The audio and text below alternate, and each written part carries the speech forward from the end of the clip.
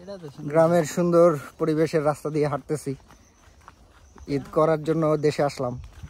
আর news তো সবসময় খোলা থাকে, দেশের যে কোনো জায়গায় থাকি বা যেখানেই থাকি সবসময় চেষ্টা করি যে নিউজ কিছু দেওয়ার জন্য।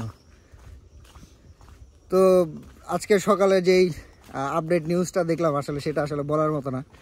প্রতিনিয়তই বাংলাদেশের যে রাজনৈতিক যে পরিস্থিতি এটা হচ্ছে একই, মানে দুইটা রাজনৈতিক দল দুইটা একই ঢাইসে চলে, একই নিয়মের মধ্য দিয়ে চলে।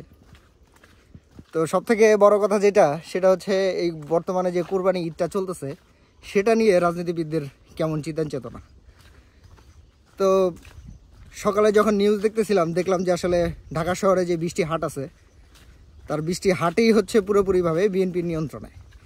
বিএনপির যারা রাজনৈতিক লোকরা আছেন বা নেতারা আছেন তারা এই মুহূর্তে সেগুলোর ইজারা নিয়ে তারপরে তারা সেগুলো হাট পরিচালনা করতেছে।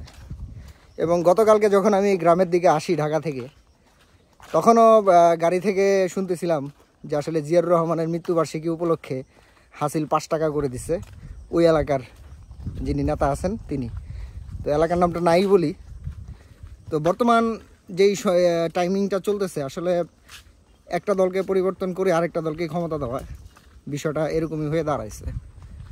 সব কিছুই একই রকম আছে, শুধু বিএনপি ক্ষমতা নিছে আর হচ্ছে আওয়ামী লীগ ক্ষমতা হারাইছে। বিষয়টা এমনভাবেই যাচ্ছে।